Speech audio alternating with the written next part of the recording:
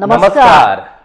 Mountain समाचारमा स्वागत छ। म सचिता बुढाथोकी र मेरो साथमा हुनुहुन्छ नवराज पौडेल। सुरु गरौं अहिलेसम्मका मुख्य समाचारहरूबाट।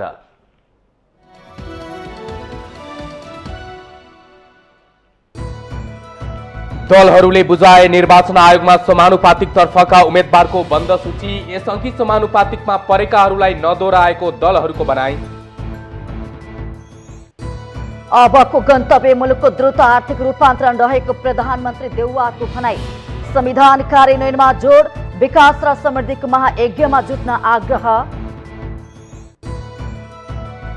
संविधान कार्यान्वयनको 7 वर्ष पूरा हुँदा नहुँदै विकल्पमा उठ्न थाले स्वरहरू। शासनमा विधि होइन, दलीय विचारको बिकबिकी हुँदा नागरिकमा वितृष्णा बढ्दो। नेपालमा गरिबी निवारण गर्ने पार्टीको चाहना भएको नेकपा यसका अध्यक्ष नेपालको भनाई।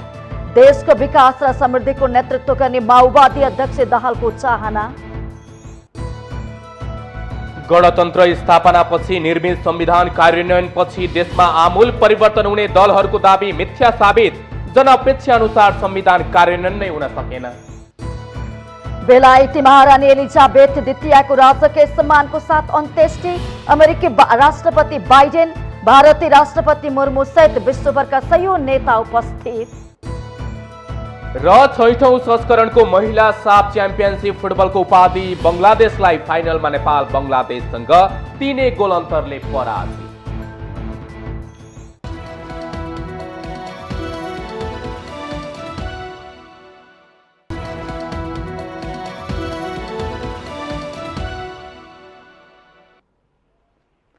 अब समाचार विस्तारमा। आगामी मंसिर 4 गते हुने प्रतिनिधि र प्रदेशसभा निर्वाचनको लागि दलहरूले समानुपातिक तर्फको उम्मेद्वारको सूची बुझाएका छन्। सोमबार निर्वाचन आयोगमा पुगेर मुख्य राजनैतिक दल सहितका अन्य दलहरूले आगामी निर्वाचनको लागि समानुपातिक तर्फको उम्मेद्वारहरूको बन्द सूची बुझाएका छन्। आयोगले आइतबार र सोमबार गरी 2 दिन समानुपातिक तर्फको उम्मेद्वारको सूची बुझाउन समय दिएको थियो। उम्मेद्वारहरूको बन्द सूची बुझाएपछि सञ्चारकर्मीहरूसँग बोल्दै नेपाली कांग्रेसका महामन्त्री विश्वप्रकाश शर्माले बन्द सूचीमा कांग्रेस कार्य समितिबाट पनि कतिपय सदस्य रहेको बताउनु भएको छ।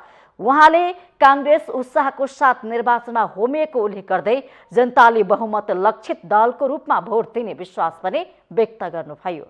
पार्टीलाई नेपाली जनताले मत दिएर बहुमत लक्षित दलको रूपमा सबैभन्दा ठूलो आकारमा बहुमतको लक्षित दलका रूपमा नेपाली कांग्रेस पार्टीलाई विजयी गराउँदै हुनुहुन्छ भन्ने कुरामा हामी विश्वस्त पनि छौं। त्यस्तै नेकपा माओवादी केन्द्रका उपमहासचिव वर्षमान पुलले नेपाल कम्युनिस्ट पार्टी माओवादी केन्द्रको तर्फबाट नेपाल समाजवादी पार्टी डाक्टर बाबुराम भट्टराईको नेपाल समाजवादी पार्टीलाई 5 सीटसहित प्रतिनिधि सभामा समानुपातिक तर्फ 110 उम्मेद्वारहरूको सूची बुझाएको बताउनु भएको छ। उहाँले विगतमा समानुपातिक प्रदेश वा संघबाट समानुपातिक भइसकेका, राष्ट्रिय सभामा 1 कार्यकाल बनिसकेका, पहिलो र दोस्रो संविधान सभामा मनोनयन तर्फ प्रतिनिधित्व गरिसकेका र स्थानीय तहमा निर्वाचित एवं निर्वाचनमा हारेकाहरूलाई बन्द सूचीमा नराखेको जानकारी दिनुभएको छ। यसमा राखेका छैनौं। राष्ट्रिय सभामा 1 कार्यकाल बसिसकेका साथीहरूलाई पनि यसमा राखेका छैनौं। पहिलो र दोस्रो संविधान सभामा मनोनिततर्फ प्रतिनिधित्व गरिसक्नुभएका साथीहरूलाई पनि यसमा राखेका छैनौं। स्थानीय तहमा निर्वाचित भएका वा निर्वाचन हारेकालाई पनि यो सूचीमा राखेका छैनौं। त्यस्तै बन्द सूची बुझाएपछि नेकपा एमालेका नेता निरज आचार्यले विगतका समानुपातिक सूचीमा रहेकाहरूलाई नदोहोऱ्याएको बताउनु भएको छ। उहाँले समानुपातिक सूचीमा कोही पनि पुराना नेताहरू नरहेको उल्लेख गर्दै सबै नयाँ अनुहार रहेको उल्लेख गर्नुभयो। समानुपातिक सूचीमा भएका व्यक्तिहरूलाई हामी निरन्तर दोहोर्याउँदैनौँ भनेका थियौँ र कोही पनि दोहोरिएको छैन। सबै यसभन्दा अगाडि समानुपातिकमा नपरेको व्यक्तिहरू हुनुहुन्छ।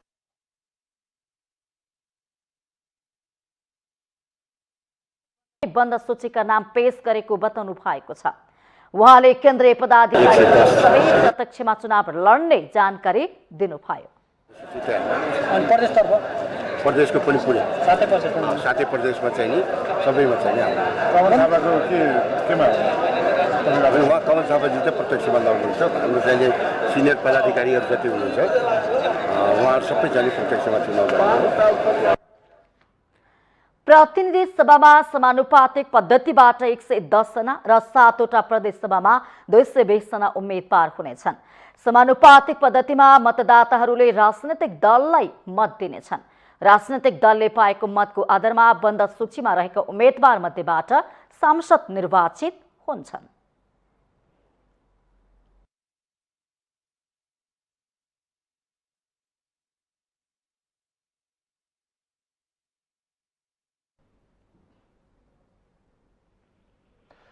प्रधानमन्त्री शेरबहादुर देउवाले सरकारको अबको गन्तव्य मुलुकको द्रुत र आर्थिक रूपान्तरण रहेको बताउनु भएको छ।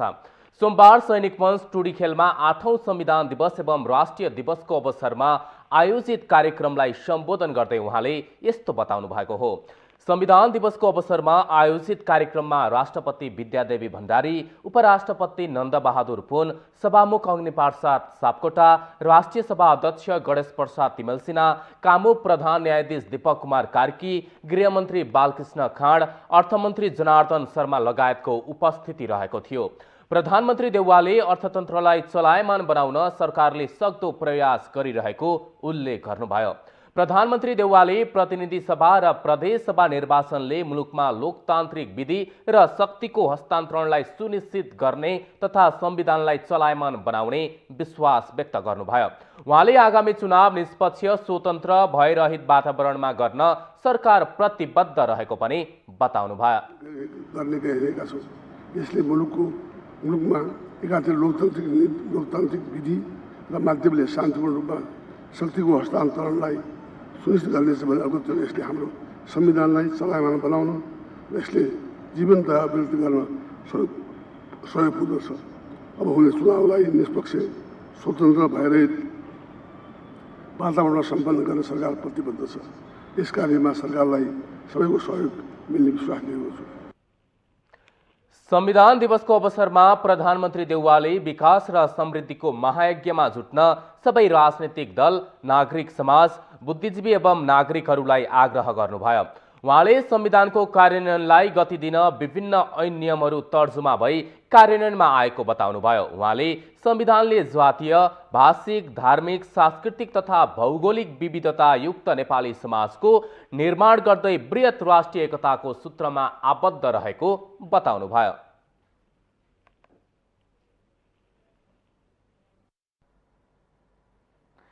वर्तमान संविधान बनेर कार्यान्वयनमा आएको 7 वर्ष पुगेको छ। 2072 साल असोज 3 गते जारी गरेको यो संविधान जनताको लागि, जनताद्वारै बनाई जनताले नै जारी गरेका हुन्। यो सही थामी 7औं लिखित संविधानको अभ्यासमा छौं। 7 वर्षीय अवधिको संविधान कार्यान्वयन र परिपालनको सन्दर्भ हेर्ने हो भने यो 7.5 दशकको भामरीमा फस्दै गए झै देखिन्छ।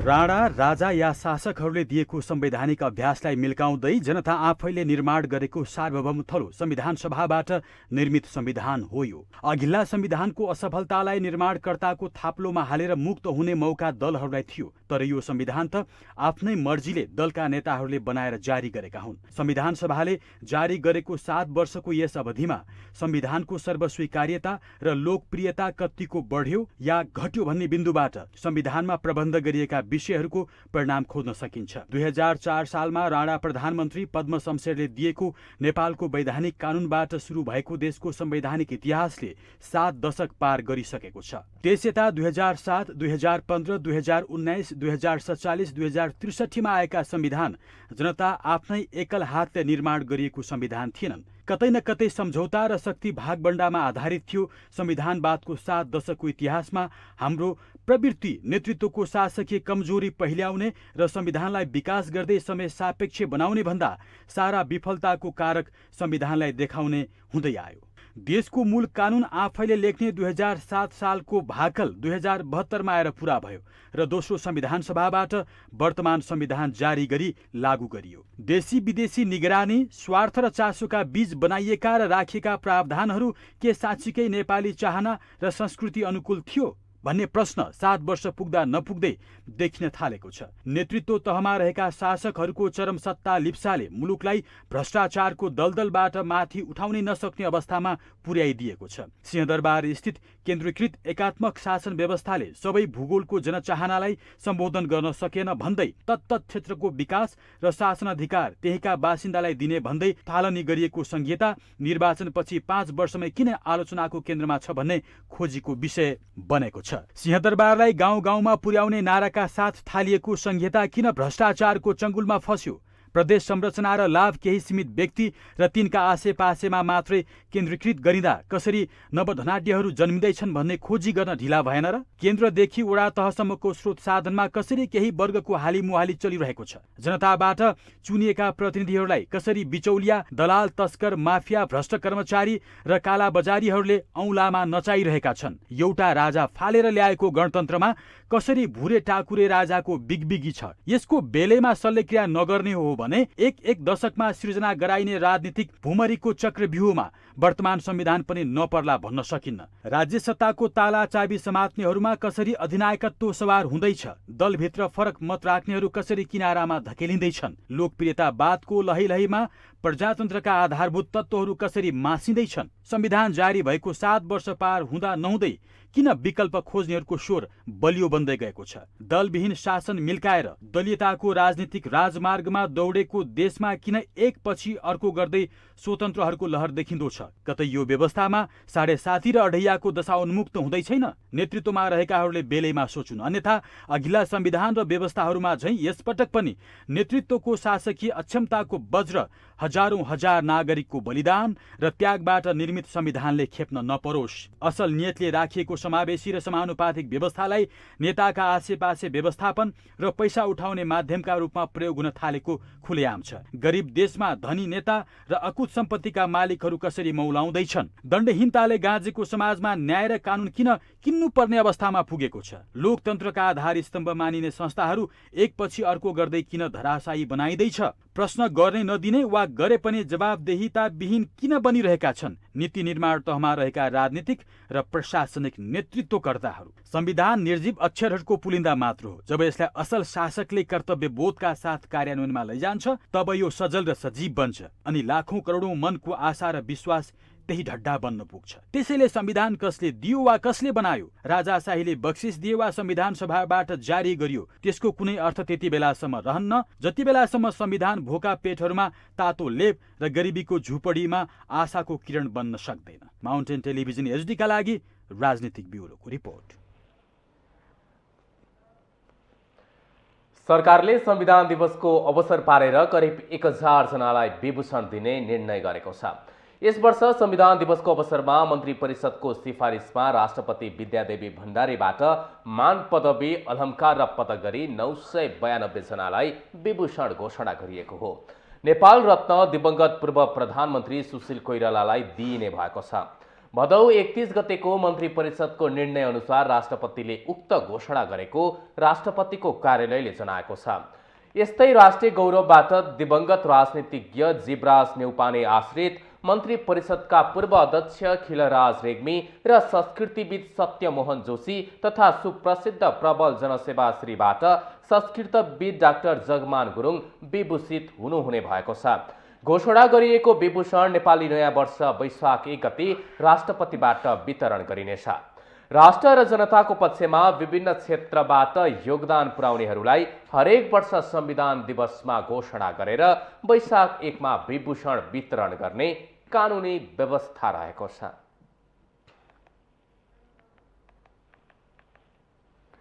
नेकपा एकीकृत समाजवादीका अध्यक्ष माधव कुमार नेपालले आफ्नो पार्टीको चाहना नेपालमा गरिबी निवारण गर्ने भएको बताउनु भएको छ। सोमबार पार्टी केन्द्रीय कार्यालयमा आयोजित नेपाल मगर संघ समाजवादीको तेस्रो राष्ट्रिय भेलालाई सम्बोधन गर्दै अध्यक्ष नेपालले पार्टीको चाहना नेपालबाट गरिबी निवारण गर्नुपर्ने बताउनु भएको हो। उहाँले समाजमा रहेका विकृति विसङ्गतिहरूलाई पनि अन्त्य गर्ने आफूहरूको चाहना रहेको बताउनु भएको छ। उहाँले पार्टीको ध्यान देशको शिक्षा, स्वास्थ्य र शिव विकासमा केन्द्रित रहेको पनि उल्लेख गर्नुभयो। सदुपयोग गर्न चाहन्छु। जिल्ला विशेष, प्रदेश विशेष, पालिका विशेषको विशेषताको आधारमा के गर्दाखेरि धेरैभन्दा धेरै जनताको भलो हुन सक्दछ, हाम्रा सबै बालबालिकाहरू कसरी पढाइ लेखाइमा अगाडि बढ्न सक्दछन्, सबैको स्वास्थ्यको कसरी राम्रो सुनिश्चितता गर्न सकिन्छ। सबैले सिप सिकुल सिप विकासलाई प्राथमिकता कसरी दिन सकिन्छ, यी नै कुराहरू हाम्रो ध्यानमा रहेका छन्। सोही कार्यक्रममा बोल्दै नेकपा एकीकृत समाजवादीका नेता कृष्ण कुमार श्रेष्ठले तनहुँ क्षेत्र नम्बर 1 नेपाली कांग्रेसका वरिष्ठ नेता रामचन्द्र पौडेलको लागि छोडिदिने बताउनु भएको छ। 2074 सालको प्रतिनिधि सभा निर्वाचनमा तनहुँ क्षेत्र नम्बर 1 बाट निर्वाचित सांसद रहनुभएका नेता श्रेष्ठले आगामी मङ्सिर 4 गते हुने निर्वाचनमा सो क्षेत्र कांग्रेस वरिष्ठ नेता पौडेललाई छोडिदिने बताउनु भएको हो। गठबन्धनमा भागबण्डा मिलाउनु पर्ने कारणले गर्दा सो क्षेत्र आफूले छोड्नु परेको बताउनु भएको छ। नेपाल कम्युनिस्ट पार्टी एकीकृत समाजवादी पार्टीको कारणले गठबन्धनमा मिलाउनु पर्ने, जसलाई मैले 74 साल मक्सिर 21 गते पराजित गरेको थिएँ नेपाली कांग्रेसको वरिष्ठ नेता रामचन्द्र पौडेललाई, अब उहाँलाई नै छोडेर सायद पार्टीले मलाई उपयुक्त ठाउँमा अहिलेसम्म कुरा हुँदा मधेस प्रदेशको 12-4 नम्बर क्षेत्रमा चुनाव लड्नु पर्ला कि भनेर आदरणीय नेता कमरेडहरूले गठबन्धनका नेताहरूले भन्नुभएको छ। नेता श्रेष्ठले देशको जुनसुकै निर्वाचन क्षेत्रमा पार्टीले टिकट दिए पनि निर्वाचन जित्ने आँट र साहस लिएर अगाडि बढेको बताउनु भएको छ। नेकपा माओवादी केन्द्रका अध्यक्ष तथा पूर्व प्रधानमन्त्री पुष्पकमल दाहालले आफूले क्रान्ति र शान्ति दुवैको नेतृत्व गरेर विश्वमै इतिहास कायम गरेको दावी गर्नुभएको छ। सोलुखुम्बुको थुलुङ दुधकोशी गाउँपालिकामा निर्मित भौतिक संरचनाको उद्घाटन गर्दै दाहालले संविधान कार्यान्वयनकै चरणमा रहेकाले तल्लो तहलाई अझ अधिकार सम्पन्न बनाउन आवश्यक ऐन निर्माण गर्न बाँकी रहेको बताउनुभयो। जनयुद्ध र शान्ति प्रक्रिया मेरै नेतृत्वमा सम्पन्न भयो भन्दै उहाँले अब देशको विकास र समृद्धिको एकपटक नेतृत्व गर्ने उत्कट चाहना रहेको उल्लेख गर्नुभयो। जनयुद्ध मार्फत सामन्तवादको अन्त्य गरी वर्तमान संविधान जारी गर्न सफल भएको दाहालको तर्क छ। उहाँले 50 शैय्याको दुधकोशी सामुदायिक अस्पताल, बहुप्राविधिक शिक्षालय र गाउँपालिकाको भवनको उद्घाटन गर्नुभएको हो। दुधकोशी सामुदायिक अस्पताल 15 करोड, बहुप्राविधिक शिक्षालय 5 करोड र गाउँपालिकाको प्रशासनिक भवन 7.25 करोडको लागतमा निर्माण सम्पन्न भएको गाउँपालिका अध्यक्ष असीम राईले जानकारी दिनुभयो।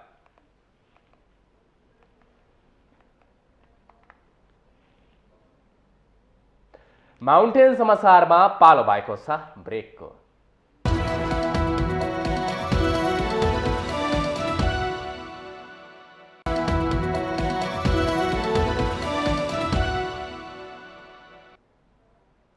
ब्रेकपछि स्वागत छ। अब बाँकी समाचार। नेपाली जनताले दोस्रो संविधान सभाको चुनावपछि पठाएका प्रतिनिधिहरूले 2072 असोज 3 गते निर्माण गरेको नेपालको संविधानले 7 वर्ष पूरा गरेको छ। संघीय गणतन्त्र स्थापनापछि निर्मित यो संविधान कार्यान्वयनपछि देशमा आमूल परिवर्तन हुने गुड्डी दलहरूले हाकेका थिए, तर जनताको आशा अनुसार संविधान कार्यान्वयन हुन भने सकेको छैन। दोस्रो जनआन्दोलनको परिणामस्वरूप तत्कालीन पुनर्स्थापित प्रतिनिधि सभाले पारित र अन्तरिम व्यवस्थापिकाले अनुमोदन गरी 2063 साल माघ 1 गते नेपालको अन्तरिम संविधान 2063 जारी भयो। यसै संविधान बमोजिम गणतन्त्र घोषणा भयो र समानुपातिक समावेशी सिद्धान्तका आधारमा 2064 सालमा पहिलो संविधान सभा निर्वाचन भयो। तर उक्त निर्वाचनमा विजयी जनप्रतिनिधिले नयाँ संविधान लेखेनन् र 2070 सालमा दोस्रो पटक संविधान सभाको निर्वाचन गर्नु पर्यो। त्यसपटक भने 2072 साल असोज 3 गते गणतन्त्र संहिता सहित 3 तहका सरकार, धर्मनिरपेक्षता, समानुपातिक समावेशी प्रतिनिधित्व, संसदीय शासन प्रणाली लगायतका विशेषता रहेको नयाँ संविधान निर्माण गरियो। नेपालको संवैधानिक विकासको इतिहासमा वर्तमान संविधान 7औं हो र यो संविधान कार्यान्वयनमा गएको पनि 7 वर्ष पूरा भइसकेको छ। तर संविधान निर्माणपछि जनताले जे सोचेका थिए त्यो भने पाएका छैनन्। राजनीतिक अधिकार र स्वतन्त्रता लगायत थुप्रै अधिकारहरू संविधानले दिएको छ। संविधानले दिएको अधिकार अन्तर्गत आम जनताले चाहिँ घाँसपास र कपासमा विकास निर्माणका कामहरूमा त्यति उल्लेख्य रूपमा चाहिँ सन्तुष्ट भएको जस्तो मलाई लाग्दैन। आम जनताले महसुस गर्ने गरी यो संविधानले दिएका अधिकार र आम जनताले प्राप्त गर्ने सुख सुविधाप्रति नेपालको संविधान कार्यान्वयन गर्ने ठाउँमा रहनुभएका नेतृत्व पङ्क्तिले सोच्न अनिवार्य भएको छ। संविधान निर्माण भइसके पछाडि तपाईँको एक खालको मान्छे आम जनमानसमा एक खालको चाहिँ खुसियाली थियो। तर अहिले पछिल्लो चरण यो राजनीतिक दलको चाहिँ एक खालको यो आफ्नै दम्भ घमण्ड को कारणले गर्दाखेरि जनमानसमा आम जनमानसमा एक खालको चाहिँ हामीले एकजना राजा फ्यालिरहँदाखेरि चाहिँ धेरै राजाहरू चाहिँ बनाउनु बाध्य भयौँ कि त्यो चाहिँ एक खालको चाहिँ यो व्यवस्था नै चाहिँ पुनर्संरचना गर्नुपर्ने हो कि भन्ने खालको चाहिँ एक खालको मान्छेमा पछिल्लो चरण चाहिँ नैराश्यता पैदा भएको बुझ्छु म। बनाउनु त कानुनमा बनाएको छ के र अब बनाउनु भएको छ। सुविधा अहिलेसम्म जनताले कुनै चिज कहिले पनि केही न केही पाउनुपर्ने एउटा केही पाउनु भएको छैन। अब के यही त होला त। अब संविधान जारी भएसँगै देशमा विकासले गति लिने अपेक्षा आम जनताको थियो। तर विकासको नाममा राज्यको ढुकुटी केहीलाई पुस्ने परम्परागत शैली फेरिएन। बरु यो 7 वर्षमा सरकारमा पुग्ने एक सूत्रीय ध्याउनले नेताहरूलाई अरू सोच्ने फुर्सद नै भएन। राजनीतिक दलका नेता, उनका केही कार्यकर्ता र आसेपासेको जीवनशैलीमा कायापलट देखियो। तर जनता भने गरिबीको रसातलतिर धकिलिने क्रम रोकिएन। विकासको चाला देखेर निराश नागरिक राज्यमा मौलाएको दण्डहीनता देख्दा मुलुकको भविष्य के होला भन्ने चिन्तामा धस्सिँदैछ। माउन्टेन टेलिभिजन एसटीका लागि क्यामेरामा विवेक श्रेष्ठका साथ सन्दीप शर्माको रिपोर्ट। जनताका प्रतिनिधिले बनाएको संविधानबाट गणतन्त्र, संघीयता र राजनीतिक स्थायित्वसँगै सबै नागरिकले समान अधिकार पाउनुपर्छ भन्ने उल्लेख गरिएको छ। तर मुलुकमा संविधान जारी भएको 7 वर्ष पुरा हुँदासम्म पनि आम नागरिकले न राजनीतिक संस्कारमा परिवर्तन देख्न पाए न त अनुभूति गर्न नै। बरु राजनीतिक नेतृत्वले आफू अनुकूल न्यायपालिका, कार्यपालिका र व्यवस्थापिकालाई राजनीतिक हतियार बनाउँदा संविधानमाथि नै गम्भीर प्रश्न उठ्न थालेको छ। जनताले चाहेको शासन प्रणाली र अधिकार संविधानमा अभिलिखित भएसँगै दशक लामो सशस्त्र द्वन्द्व र त्यसपछिको पट्यार लाग्दो संक्रमणकालको अन्त्य 2072 साल असोज 3 गते जारी भएको संविधानले गर्ला भनेर सबैले आशा गरेका थिए। संविधानका खास विशेषता गणतन्त्र, संघीयता, धर्मनिरपेक्षता, समावेशी र समानुपातिक प्रतिनिधित्व लगायत जनताको जीवनस्तर परिवर्तन पनि हो। तर त्यस अनुसारको उपलब्धि कतै देखिएन। राजनीतिक स्थिरताको व्यवस्था विपरीत दलहरू सत्ताको छिना झम्टीमा केन्द्रित भइरहे। नागरिकलाई लोकतन्त्र, गणतन्त्रको अनुभूति र अधिकार सम्पन्न गराउने उद्देश्यले नयाँ संविधान जारी भए पनि मधेसवादी र राष्ट्रिय प्रजातन्त्र पार्टीले संविधानप्रति असन्तुष्टि जनाउँदा अझै सर्वस्वीकार्य हुन सकेको छैन। 7 वर्ष अवधिमा संसद विघटनदेखि न्यायालयसम्मको व्यथितिलाई निहाल्ने हो भने संविधानमाथि थुप्रै प्रश्न तेर्सिएका छन्। पूर्व सभामुख ओन्सरी घरती भने संविधान जारी भए पनि कार्यान्वयनमा आउन समय लाग्ने बताउनुहुन्छ। जति काम गर्न सक्थ्यौँ त्यो सरकारले पनि अभाव रह्यो, सङ्कटै बिहोर्यो हामीले चाहिँ। र दलहरूको बिचमा रहेको चाहिँ विभिन्न समस्याहरूले पनि अलिकति अनास्था पैदा भएको होला। यो दलहरूभित्रको जे समस्याहरू छ यसलाई चाहिँ करेक्सन गरेर होइन हामी अगाडि बढ्ने कुराहरूमा हामी मनन गर्छौँ राजनीतिक दलहरूले। तर जनताले पनि के कुरालाई चाहिँ उहाँहरूले चाहिँ बुझ्नुपर्छ भने यो विकास निर्माणको सवालहरू जसरी उहाँहरूले प्राप्त गर्नुपर्ने हो त्यो कमी हुनुको पछाडि चाहिँ विभिन्न अरू कारण पनि छ। कोभिड जस्तो महामारीको कारण पनि छ। अदालतले संसद टिकाइदिनु पर्ने, नयाँ सरकार बनाइदिनु पर्ने सम्मको अवस्था हेर्दा दलहरू कतिसम्म निकममा हुँदै गएका छन् भन्ने छर्लङ्ग पार्दछ। अहिले निलम्बित प्रधान न्यायाधीश चोलेन्द्र शमशेर राणा र सरकारको रवैयाले नै लोकतान्त्रिक अभ्यास, सुशासन र स्थिरता कतिसम्म छ भन्ने छर्लङ्ग पार्दछ। राजनीतिक परिवर्तनको लागि अब आन्दोलन गर्नु पर्दैन, हामी त्यो ठाउँमा पुग्यौँ। तर आर्थिक, सामाजिक, सांस्कृतिक लगायत विविध विषयहरूमा भने अझै जनताले परिवर्तन अनुभूत गर्न बाँकी छ। त्यसैले हामीले पछिल्लो समयमा समृद्ध नेपाल सुखी नेपाली भनेर हाम्रा पार्टी अध्यक्षको नेतृत्वमा सरकार बन्दा यस दिशातर्फ हामी अगाडि बढेका हौँ, तर हामीले त्यो अभियानलाई पूरा गर्न पाएनौँ। जनताको आन्दोलनको बलमा स्थापित संघीयता, लोकतन्त्र, गणतन्त्र र समावेशीका मुद्दा संविधानले संस्थागत गरेको छ। यी उपलब्धि चान्चुने होइनन्, तर त्यसपछिका कतिपय अभ्यास भने जनअपेक्षित बन्न सकेका छैनन्। जनताका घर आँगन नजिक जननिर्वाचित सरकार पुगे पनि त्यहाँ नेतृत्वकै नातागोता र आसेपासे हाबी हुँदा भ्रष्टाचार तथा अनियमितताले ठूलो जरो गाडेको छ। संविधानले भने जस्तो दलहरूकै पार्टी संरचना समावेशी छैनन्। संघीयता कार्यान्वयन गर्ने महत्त्वपूर्ण थलो प्रदेश सरकारहरू केन्द्रकै सिको गर्दै सत्ताको दाउपेचमा रमाउँदा प्रदेशको औचित्यमाथि प्रश्न उठ्न थालेका छन्। एउटै प्रदेशले 5 वर्षमा 3-3वटा मुख्यमन्त्री फेर्ने र दर्जनौं मन्त्रीलाई जागिरे बनाउने प्रवृत्ति ढुकुटी दोहनको धोतक सिवाय केही थिएन। संविधानको धारा 16 देखि 29 सम्म स्वास्थ्य, शिक्षा, आवास, रोजगारी र समानता लगायतका मौलिक हक सुनिश्चित गरेको छ, तर जनताले कहीँ कतै अनुभूति नै गर्न पाएका छैनन्। संविधानमा भएका त्रुटिहरू छन् भने संशोधन गरेर जानु पर्यो। संविधानमा होइन सञ्चालकहरूको कारणले चाहिँ यस्तो अवस्था आएको हो भने सञ्चालकहरू सच्चिनु पर्यो। अब यति बेलामा चाहिँ मलाई के लाग्दछ भन्नुहुन्छ भने केही कुराहरू संविधानको प्रारम्भिक अवस्था भएको हुनाले गर्दाखेरि संविधानमा संशोधन गर्नुपर्ने पनि केही कुराहरू देखा परिसकेका छ, त्यो तत्काल रूपमा देखा परेको छ। केही कुराहरू चाहिँ के छ भन्नुहुन्छ भने अब सञ्चालकहरू पनि सुध्रिनु पर्ने, सच्चिनु पर्ने देखिन्छ। 3 तहका सरकारबीच समन्वय हुन नसक्दा नागरिकका समस्या समाधान गर्ने जिम्मेवारी पूरा गर्ने जनप्रतिनिधिहरू एकले अर्कोलाई देखाएर पन्छिँदैछन्। दलीय दादागिरीले न्यायालयको विथिति छाताछुल्ल बनाइदिएको छ। सरकारले संविधान निर्माणको 7औं वर्षगाँठ मनाइरहँदा उसले भने जस्तो गाउँ गाउँमा सिंहदरबार पुग्न नसकेकोमा ध्यान दियोस्। रोग, भोक र बेरोजगारीको पीडामा छटपटाइरहेका नागरिकका लागि संविधान दिवस आकाशको फल आँखातरी मर भने जस्तो मात्रै भएको छ भन्दा कुनै फरक नपर्ला। माउन्टेन टेलिभिजन एचडीका लागि क्यामेरामा केशव श्रेष्ठका साथमा बटुक राजगिरीको रिपोर्ट। संविधानले राज्यका 3 प्रमुख अङ्गलाई स्वतन्त्र कार्य सम्पादनको प्रत्याभूति दिएको छ, तर संविधान कार्यान्वयनको 7 वर्षमा त्यसको अभ्यास भने विवादरहित ढङ्गले हुन सकेन। न्यायपालिका र व्यवस्थापिकामाथि कार्यपालिकाको बारम्बारको हस्तक्षेपले नेपालको संविधानले परिकल्पना गरेको शक्ति पृथकीकरणको सिद्धान्त यही हो त भन्ने प्रश्न उठेको छ।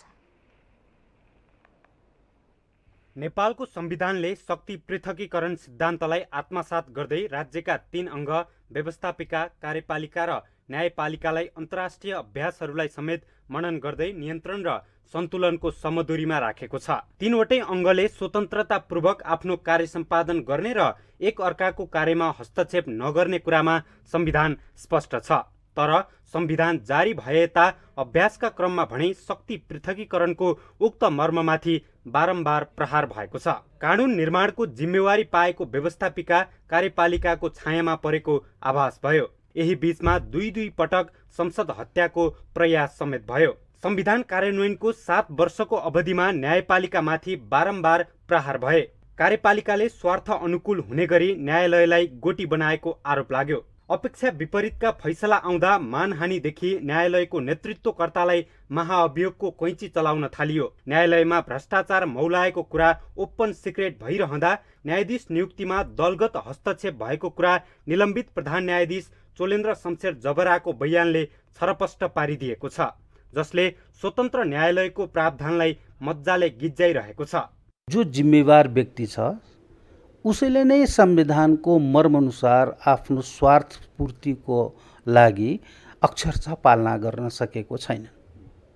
पालना गर्नुपर्ने नितान्त आवश्यकता छ र आज जुन तपाईले विकृति, विसङ्गति चाहे कार्यपालिका होस् या न्यायपालिका होस् या व्यवस्थापिकामा होस् जुन देखिराख्नु भएको छ भने संविधानको आत्मा, मर्म र अक्षरशः पालना हुन नसक्नु र नगर्नु त्यो प्रमुख कारण हो। यतिसम्म कि बन्दी प्रत्यक्षीकरणको मुद्दा समेत नहेर्ने गरी इतिहासमै पहिलो पटक महिनौं दिनसम्म न्यायालय बन्धक बन्यो।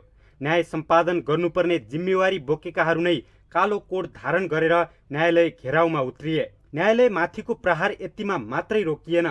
संविधान दिवसको पूर्व सन्ध्यामा संसदको कार्यकाल सकिएपछि आफू विरुद्धको महाअभियोग स्वतः रद्द भएको दावी गर्दै सर्वोच्च फर्कन चाहेका जबरालाई निवासदेखि अदालतको गेटसम्मै प्रहरी परिचालन गरी छेकबार गरियो। अदालतको गेटमा नेपाल बार एसोसिएसन, सर्वोच्च बार एसोसिएसन लगायतका अधिवक्ताहरू प्रदर्शनमा उत्रिए। नागरिकको न्याय प्रत्याभूत गर्ने निकायबाटै यस्ता हरकत हुनु कति सान्दर्भिक। न्यायालयप्रति जनतामा आस्थामा ठुलो हरास आएको छ।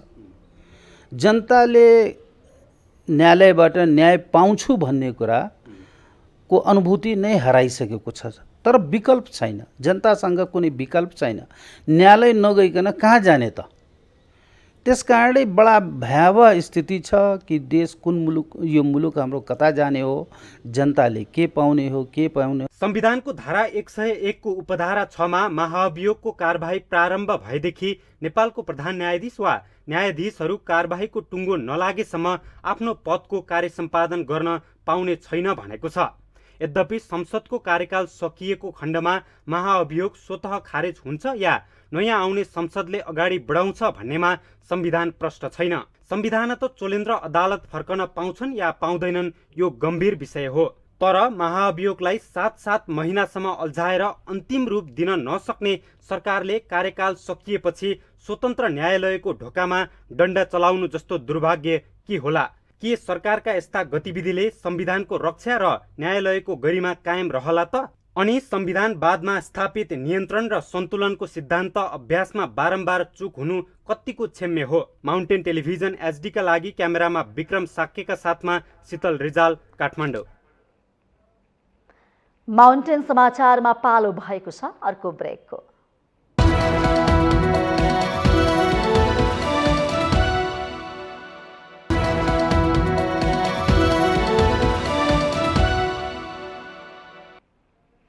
ब्रेकपछि पुनः स्वागत छ। अब बाँकी समाचार।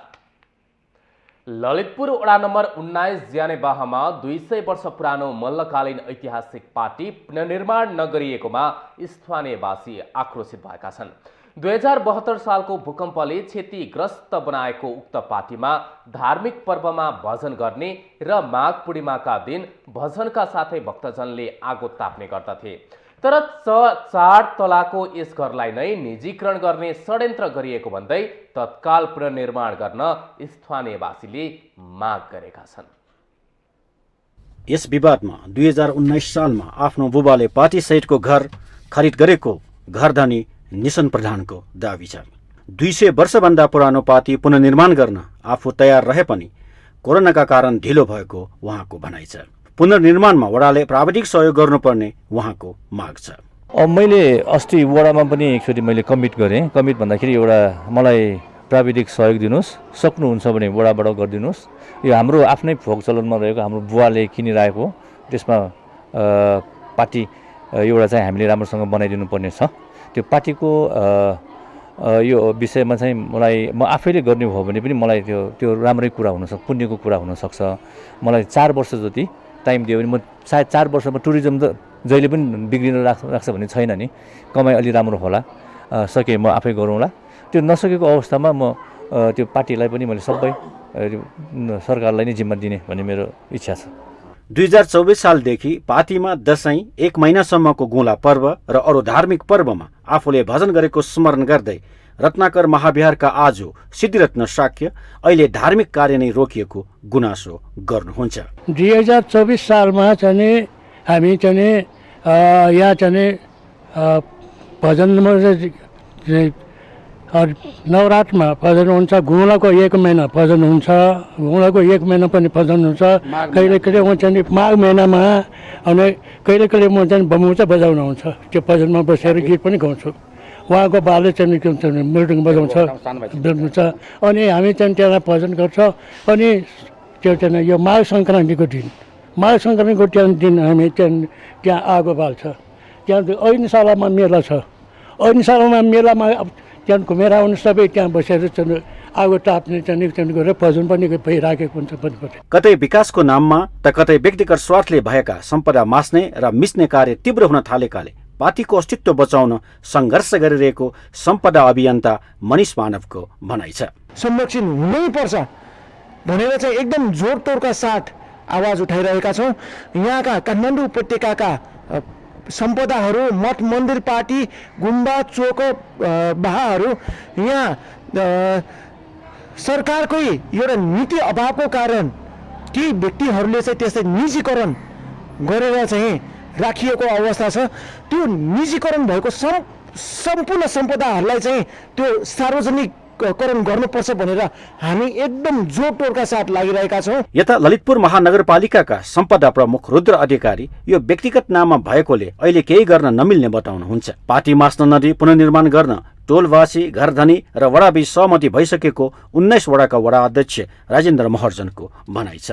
प्राचीन स्मारकलाई नष्ट गरे, भत्काए, हटाए, परिवर्तन गरे वा विरूप पारेमा त्यस्तो प्राचीन स्मारकको बिगो बमोजिमको रकम असुल उपर गरी 25,000 देखि 1 लाख रुपियाँसम्म जरिवाना वा 5 वर्षदेखि 15 वर्षसम्म कैद वा दुवै सजाय हुने व्यवस्था गरिएको भए पनि यो कागजमा मात्र सजिएको छ। जिउँदा सङ्ग्रहालयको रूपमा रहेका यस्ता ऐतिहासिक सम्पदाको संरक्षणमा ढिलो नगरौं। यसले मात्र नेपालको पर्यटन विकासमा सघाउ पुर्याउँछ। माउन्टेन टेलिभिजन एचडीका लागि क्यामेरामा प्रदीप घलानका साथ विसन्तर साक्यको रिपोर्ट। बागलुङ नगरपालिकामा नयाँ जनप्रतिनिधि आएपछि बालमैत्री नगर बनाउने अभियान अगाडि बढेको छ। चुनौतीपूर्ण र महत्वाकांक्षी कार्यक्रम बनाएको नगरपालिकाले विद्यार्थी लक्षित कार्यक्रम गर्न थालेको हो। बागलुङको बागलुङ नगरपालिकाले स्थानीय तहमा नयाँ जनप्रतिनिधि आएपछि अत्यन्त महत्वाकांक्षी योजना बाल मैत्री नगर बनाउने घोषणा गरेको छ। नगरपालिकाले ल्याएको बाल मैत्री नगर कार्यक्रम सकारात्मक भएकोले आर्थिक वर्ष 2080 भित्रै सम्पन्न गर्ने बताइएको छ। नगरपालिका भित्रका सम्पूर्ण सामुदायिक विद्यालयले साथ नदिँदासम्म योजना सफल नहुने विद्यालयहरूले जनाएका छन्। यो बालमैत्री विद्यालय अथवा बालमैत्री बालबालिकाको अधिकार प्राप्त गर्नको लागि खास गरेर सचेतना कार्यक्रम चाहिँ महत्त्वपूर्ण कुरा हुन्छ। सचेतनाको लागि यो सरकारवाला नगरपालिका जस्तै शिक्षा शाखा त्यस्तै गरेर अरू वडा कार्यालय, शिक्षा शाखा यिनीहरू सबैले यसरी राम्रो काम गर्नुपर्छ र हरेक विद्यालयहरूमा पनि बालबालिकाहरूलाई टोयलेटको कुराकानी छ, त्यसमा चाहिँ राम्रोसँग उनीहरूले भेट्ने ठाउँमा टोयलेटको व्यवस्था गर्ने, खानेपानी सरसफाइको बारेमा पनि उसलाई चाहिँ दिनुपर्ने आवश्यकता पर्छ। बालमैत्री हुनको लागि स्वास्थ्य, शिक्षा जस्ता कुरामा जोड दिनुपर्छ। गर्भवती भएदेखि बालबालिकालाई नियमित खोप लगायत सबै कुराहरू पूरा हुनुपर्ने र त्यसको लागि सबैको भूमिका महत्त्वपूर्ण रहेको बागलुङ नगरपालिकाको स्वास्थ्य शाखाले जनाएको छ। स्वास्थ्य शिक्षामा नै जोड दिने पर्छ र अब घरमा अनि समाजमा पनि जोड दिनुपर्छ। यसमा स्वास्थ्यका सूचकहरूमा पनि 13 वटा सूचकहरू छन्। गर्भवती भएदेखि नै अनि बच्चा जन्मिसकेपछि अनि बच्चाका चाहिँ खोपका कुराहरू भए, खानाका कुराहरू भए, वृद्धि विकासका कुराहरू भए ती स्वास्थ्यमा राखिएको छ भने स्कुलका कुराहरूमा पनि स्कुलका पनि शिक्षा क्षेत्रमा पनि यसका सूचकहरू छन्। त्यसै गरिकन समुदाय स्तरले पनि चाहिँ यसलाई पालना गर्नुपर्ने सूचकहरू छन्। टोटल चाहिँ 51 वटा सूचकहरू छन् र यी सबै चाहिँ स्वास्थ्य शिक्षा चाहिँ अब समाजले सबैले चाहिँ गर्दाखेरि हुने सूचकहरू हुन्। नगरपालिकाले ल्याएको बालमैत्री नगर कार्यक्रम सफल बनाउन बालबालिकाको इच्छा तथा मनोभावना बुझेर अगाडि बढ्न सके मात्रै सफल हुने विद्यार्थीहरूको भनाइ छ। बागलुङमा चाहिँ बालमैत्री नगरपालिका बनाउन एकदम चुनौतीपूर्ण कार्य रहेको छ। सम्पूर्ण बालबालिकाको मनोइच्छा बुझेर सम्पूर्ण बालबालिकालाई सम्पूर्ण कुराले चेतनापूर्वक बनाएर उनीहरूको इच्छाहरू पूर्ति गरेर नै बालमैत्री बनाउन सकिन्छ। हरेक विद्यालयमा गएर बालबालिकाको इच्छा चाहना केमा केन्द्रित छ त्यो सबै कुरालाई पुरा गर्नुपर्छ। नगरपालिकालाई बाल मैत्री बनाउन बाल मैत्री वातावरणलाई सहयोग पुग्ने काम भइरहेको र नगरको 14 वटा वडामा बाल सञ्जाल समेत गठन भएको छ। दोस्रो चरणमा विद्यालयहरूमा बाल क्लब गठन तथा पुनर्गठनको काम अघि बढाइएको बताइएको छ। हाम्रो यो बागलुङ नगरपालिकालाई बालमैत्री नगरपालिका घोषणा गर्ने उद्देश्यका साथ चाहिँ हामीले विभिन्न कार्यक्रमहरू त्यो बालमैत्री वातावरणलाई चाहिँ सहयोग पुग्ने खालका कामहरू गरिरहेका छौँ। र यसै गरी हामीले चाहिँ यो बागलुङ नगरपालिकाका 14वटा वडामा वडा स्तरीय बाल सञ्जाल गठन गर्ने काम सम्पन्न गऱ्यौँ। त्यसै गरी नगर स्तरीय बाल सञ्जाल पनि गठन गरिसकेका छौँ। त्यसै गरी सम्पूर्ण विद्यालयहरूमा चाहिँ बाल क्लबहरू गठन गर्नको लागि पनि उहाँहरूलाई चाहिँ गठन अथवा पुनर्गठन गर्नुपर्ने छ भने पनि गठन गर्नको लागि 14वटा वडा रहेको नगरपालिकाभित्र 93 बाल विकास केन्द्र, 57 आधारभूत तहका विद्यालय तथा कक्षा 12 सम्म अध्ययन हुने 15वटा माध्यमिक विद्यालय छन्। त्यसैगरी निजी क्षेत्रका 22वटा विद्यालय सञ्चालनमा छन्। शिक्षाको 13 सूचक र बाँकी 38 गरी कुल 51वटा सूचक पूरा गर्नुपर्ने हुँदा यसलाई सफल बनाउन सबै सरोकारवालाको भूमिका जरुरी देखिन्छ।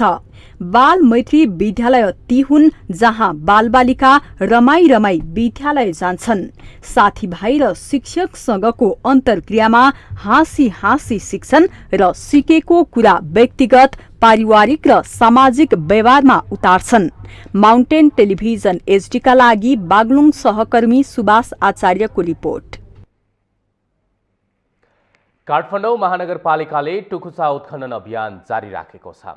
सोमबार पनि महानगरपालिकाको टोलीले हात्तीसार कमल पोखरीको क्षेत्रमा उत्खनन प्रक्रिया जारी राखेको हो। टुकुचा क्षेत्र अतिक्रमित गरेको भन्दै महानगरपालिकाले सम्भावित क्षेत्र परिचालन गरेर उत्खनन जारी राखेको छ। केही दिन अघि जय नेपाल सिनेमा हल परिसरमा महानगरले डोजर चलाएर भूमिगत अवस्थामा रहेको टुकुचा निकालेको थियो। उत्खनन स्थलमा सञ्चारकर्मीहरूसँग कुरा गर्दै काठमाडौँ महानगर नगर प्रहरी बलका प्रमुख नगर उपरीक्षक राजु पाण्डेले महानगरपालिकाको आदेशमा नै टुकुचा उत्खनन गरेको बताउनुभयो। उहाँले महानगरपालिका विकासका लागि अघि बढिसकेको भन्दै अब काम गर्नका लागि पछि नहट्ने जिकिर गर्नुभयो।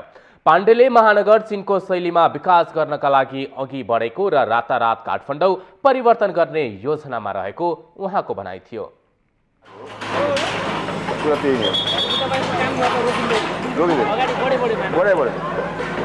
महानगर हेर्नुहोस्, तपाईँ देख्नु भएको छ चाइनामा, हामी चाइना स्टाइलले अगाडि बढ्न चाहन्छौँ।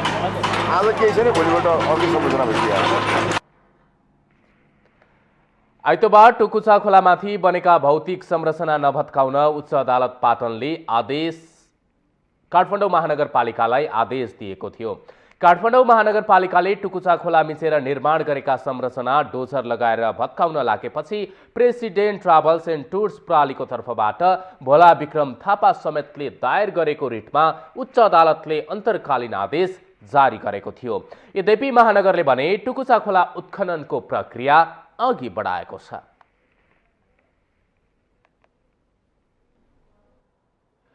बागमती दाह परियोजनाको 98% काम सकेसँगै आगामी कार्तिकबाट बागमती नदीमा सफा पानी बग्ने भएको छ। काठमाडौँ उपत्यकाको आकर्षक बागमती दाह परियोजनाको 98% काम सकिएको हो। गोकर्णेश्वर नगरपालिका वडा नम्बर 1 मा पर्ने बागमती दाह परियोजनामा जम्मा गरिएको पानी असोज 29 गतेपछि बागमती नदीमा पठाउने तयारी भइरहेको छ। समुद्री सतहबाट 2080 देखि 90 मिटरको उचाइमा मानव निर्मित नेपालकै पहिलो पोखरी र सीएफआरडी ड्याम पनि हो। ब्याट बाहेक 45 करोड रुपियाँको लागतमा बनेको यो ताल 8 हेक्टर अर्थात् 158 रोपनीमा फैलिएको छ। सन् 2015 देखि बनाउन सुरु गरेको यो धापमा 24 मिटर अग्लो बाँध हुनेछ। बाँधमा वर्षायाममा परेको र विभिन्न जलधार क्षेत्रबाट आएको पानी सङ्कलन गरिनेछ। जसको लागि चाहिँ 24 मिटर अग्लो चाहिँ कङ्क्रिट फेस रकफिल ड्याम जुन नेपालमै पहिलोपटक निर्माण गरिएको छ। त्यस्तो प्रविधिको ड्याम बनाएर 8,50,000 घनमिटर पानी जम्मा गर्न सकिन्छ र बागमती नदीमा सुक्खायाममा चाहिँ हामीले चाहिँ 8 महिना जति करिब 8 महिना जति चाहिँ 40 लिटर प्रति सेकेन्डका दरले बगाउन सकिन्छ भन्ने उद्देश्य हाम्रो चाहिँ यो आयोजना सुरु गरिएको हो। उहाँले धाप क्षेत्र पर्यटन प्रवर्धनको लागि पनि मुख्य स्थल बन्ने भन्दै पर्यटन गुरु योजना बनाइरहने काम अघि बढाउने तयारी भइरहेको बताउनु भएको छ।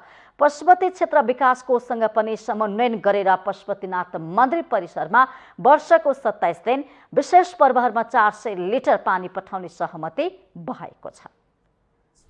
समन्वय गरेर हाम्रो पशुपतिनाथ मन्दिरको प्राङ्गणमा पशुपतिनाथ एरियामा चाहिँ वर्षको 19 दिन, अब दसैँ तिहारको 2-3 दिन अझै जोड्दा 26-27 दिन हुँदो रहेछ। त्यो मेजर फेस्टिभलहरूमा चाहिँ हामीले 400 लिटरै पानी पठाउने गरी हामीले उहाँसँग उहाँले हामीलाई औपचारिक पत्रचार पनि गर्नुभएको छ।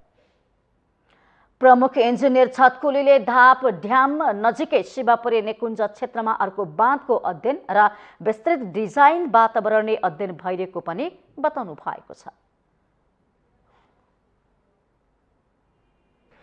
त्रिदेशीय सीमा जोडिएको दार्चुलामा नेपाल भारत जोड्ने मोटरेबल पुलको शिलान्यास गरिएको छ।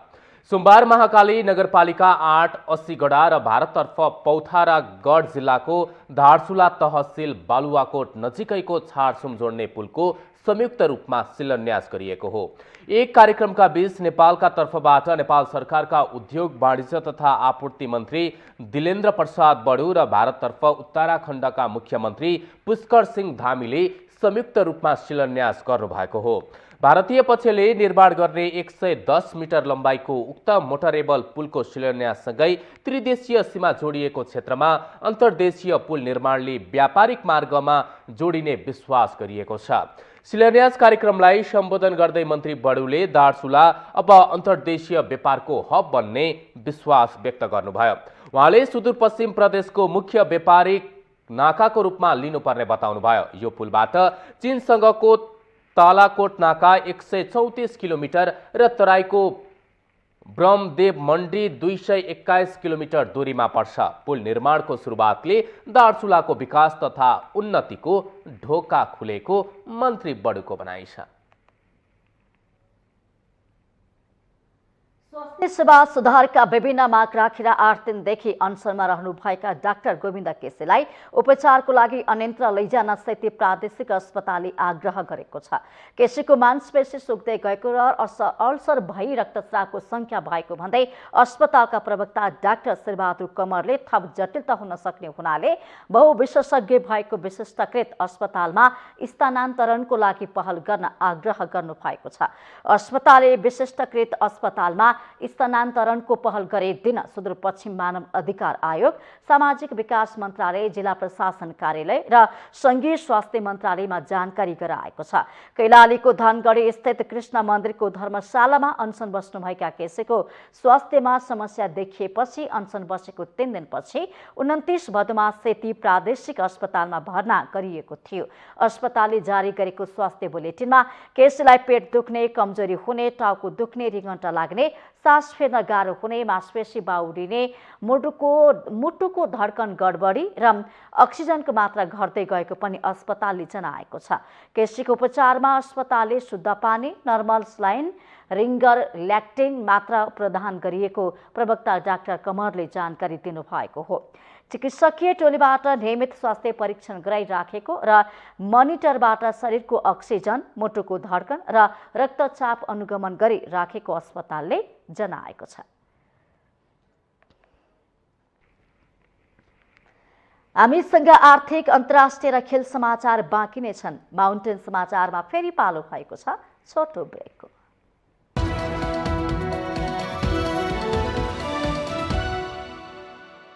शिवम, सर्वाधिक बिक्री हुने असली ओपीसी सिमेन्ट।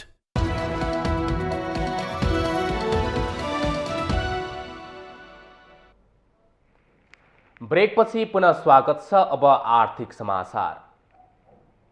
आर्थिक समाचारको साथमा मेरो देश मेरो जगदम्बा सिमेन्ट, गुणस्तरको नयाँ स्तर Riddhi Siddhi cement.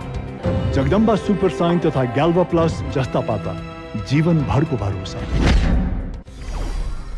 Mega bank Nepal limited, विश्वास जित्दै अघि बढ्दै। सर्वोत्तम सिमेन्ट, सर्वोत्तम मजबुती।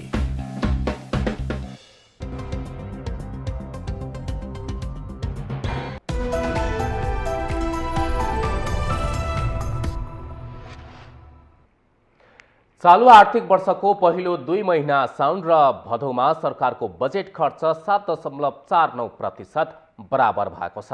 त्यस्तै सरकारी राजस्व सङ्कलन 11.18% बराबर देखिएको छ। महालेखा नियन्त्रक कार्यालयका अनुसार भदौ मसान्तसम्ममा सरकारको खर्च 1 खर्ब 34 अर्ब 33 करोड 93 लाख रुपैयाँ बराबर देखिएको हो। यही अवधिको राजस्व असुली 1 खर्ब 63 अर्ब 2 करोड 47 लाख रुपैयाँ रहेको छ। कुल खर्चमध्ये चालू शीर्षकमा विनियोजित बजेटको 9.19% खर्च भएको छ। चालू आर्थिक वर्षका लागि सरकारले चालू शीर्षकमा 11 खर्ब 83 अर्ब 23 करोड 51 लाख रुपैयाँ बराबर छुट्याएको छ। पुँजीगत शीर्षकमा 1.54% मात्रै खर्च भएको छ। वित्तीय व्यवस्थातर्फ 2 खर्ब 30 अर्ब 21 करोड रुपैयाँ बराबरको वार्षिक बजेट रहेकोमा भदौ मसन्तसम्ममा 8.58% रुपैयाँ खर्च भएको छ। यस अवधिमा भएको राजस्व सङ्कलनको अवस्था हेर्दा कर राजस्वतर्फ लक्ष्यको 10.09% र गैर कर राजस्वतर्फ लक्ष्यको 12.16% असुली भएको छ। चालू आर्थिक वर्षमा सरकारले 14 खर्ब 58 अर्ब 60 करोड रुपैयाँ बराबर राजस्व उठाउने लक्ष्य राखेको छ।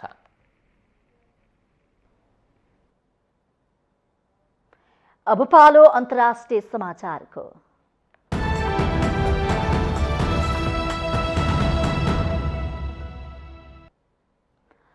दिवंगत बेलायती महारानी एलिजाबेथ द्वितीयको सोमबार राजकीय सम्मानको साथ अन्त्येष्टि गरिएको छ। बेलायतको वेस्टमिनिस्टर एबीमा एक समारोहका बीच एलिजाबेथ द्वितीयको अन्तिम संस्कार सम्पन्न भएको हो। वेस्टमिनिस्टर एबी बेलायतको ऐतिहासिक चर्च हो जहाँ राजा रानीको गद्दी आरोहण तथा राजमुकुट पहिर्याउने समेत गरिन्छ। बेलायती महारानीको अन्तिम संस्कार चलिरहँदा देशमा 2 मिनेट मौन धारण पनि गरिएको थियो। शुक्रबार बेलायतको राष्ट्रिय धुन पनि बजाइएको थियो। सोमबार बेलायतमा सार्वजनिक बिदा दिएको छ। महारानी एलिजाबेथको अन्त्येष्टिमा विश्वका विभिन्न देशका नेता, बेलायतका राजपरिवारका सदस्य, राजनीतिज्ञ, चर्चका प्रतिनिधि र विभिन्न क्षेत्रका व्यक्ति गरे 2000 जना सहभागी भएको बताइएको छ। उहाँको अन्तिम संस्कारमा अमेरिकी राष्ट्रपति जो बाइडेन, चीनका उपराष्ट्रपति वाङ छिसन, भारतकी राष्ट्रपति द्रौपदी मुर्मू लगायतका विश्वका शीर्ष नेता सहभागी भएका थिए। अब पालो खेल समाचारको।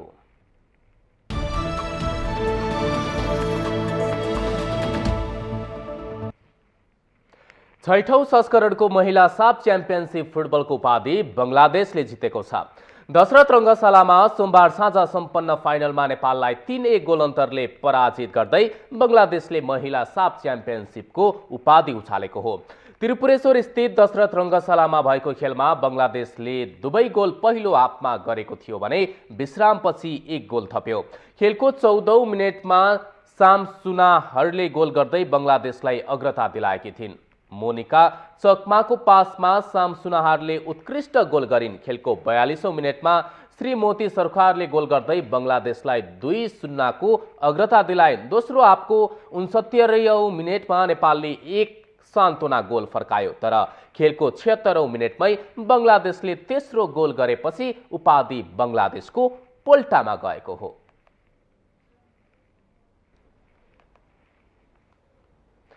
माउन्टेन समाचारमा फेरि पालो भएको छ ब्रेकको।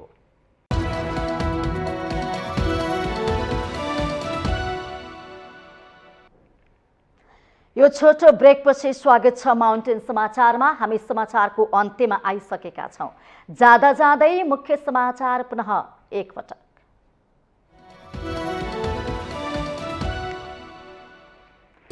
दलहरूले बुझाए निर्वाचन आयोगमा समानुपातिक तर्फका उम्मेद्वारको बन्द सूची। यसअघि समानुपातिकमा परेकाहरूलाई नदोहोऱ्याइएको दलहरूको भनाइ। अबको गन्तव्य मुलुकको द्रुत आर्थिक रूपान्तरण रहेको प्रधानमन्त्री देउवाको भनाई। संविधान कार्यान्वयनमा जोड, विकास र समृद्धिको महायज्ञमा जुट्न आग्रह। संविधान कार्यान्वयनको 7 वर्ष पूरा हुँदा नहुँदै विकल्पमा उठ्न थाले स्वरहरू। शासनमा वेदी होइन दलीय विचारको बेगबेगी हुँदा नागरिकमा वितृष्णा बढ्दो। नेपालमा गरिबी निवारण गर्ने पार्टीको चाहना भएको नेकपा यसका अध्यक्ष नेपालको भनाई। देशको विकास र समृद्धिको नेतृत्व गर्ने माओवादी अध्यक्ष दाहालको चाहना। गणतन्त्र स्थापनापछि निर्मित संविधान कार्यान्वयनपछि देशमा आमूल परिवर्तन हुने दलहरूको दाबी मिथ्या साबित। जनअपेक्षा अनुसार संविधान कार्यान्वयन हुन सकेन। बेलायती महारानी एलिजाबेथ द्वितीयको राजकीय सम्मानका साथ अन्त्येष्टि। अमेरिकी राष्ट्रपति बाइडेन, भारतीय राष्ट्रपति मुर्मू सहित विश्वभरका सयौं नेता उपस्थित। र छैठौं संस्करणको महिला साफ च्याम्पियनशिप फुटबलको उपाधि बंगलादेशलाई। फाइनलमा नेपाल बंगलादेशसँग 3 गोल अन्तरले पराजित।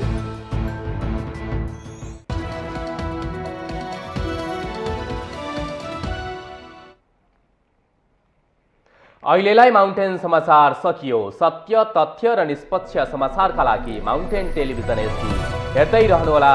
नमस्कार।